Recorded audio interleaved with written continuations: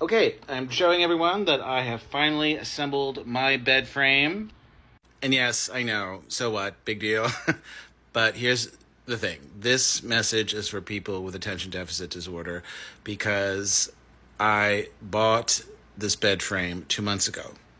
And I've put it off for over 2 months because of very bad executive function, because apparently when I have to assemble something, my brain screams, "Ah!" It's really terrible. My brain sees assembling anything furniture as just mental torture, and it's just, I have to stop myself going, "Oh my God, this is so stupid." But just recently, I finally took the bed frame out of the box, and I had to assemble all the pieces, and I looked at it and I immediately started feeling overwhelmed. I'm like, and I left the bedroom, and 2 weeks passed and it still wasn't assembled. And I remember feeling what I call the chasm. That chasm meaning that I knew I had to do the task. The goal of doing the task was right there, but my executive function in ADHD was viewing the task as if looking over a huge, wide, chasmous ravine, not being sure if I could attain it.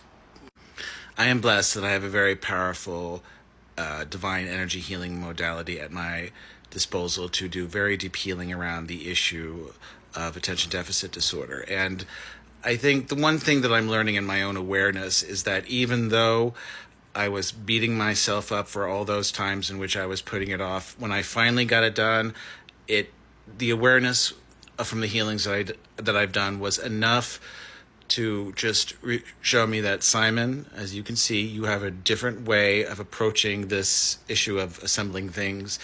Your brain is showing you that you have a different way of doing it, and you need to accept that and embrace that, because if you don't, it's just going to cause you more mental, emotional anguish.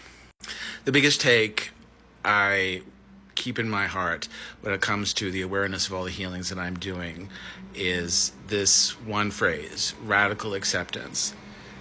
And I have to keep going back to it. This radical acceptance that my brain is different.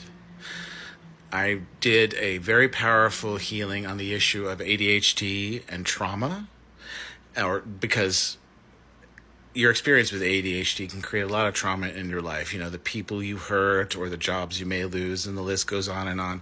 And after I healed that trauma, that's when I came to the best insight.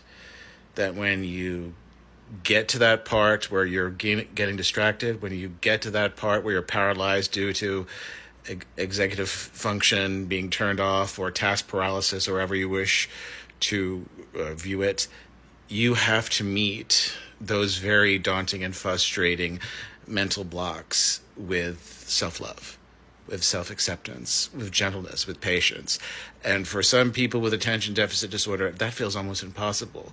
And it's reinforced by our shame. It's reinforced by our guilt. Oh boy, there was a time in which I was swimming in guilt, swimming in shame, especially since it was fueled by trauma. So this is what I take from it now that, hallelujah, the bed frame is created, that I will continue healing and continue going back repeatedly like a spiral, going back to this issue of radical acceptance, because I know that type of a way of seeing it, of bringing acceptance to the issue, releases not just a mental load, but also an emotional and even spiritual weight off myself. And it can create an environment where focus becomes easier.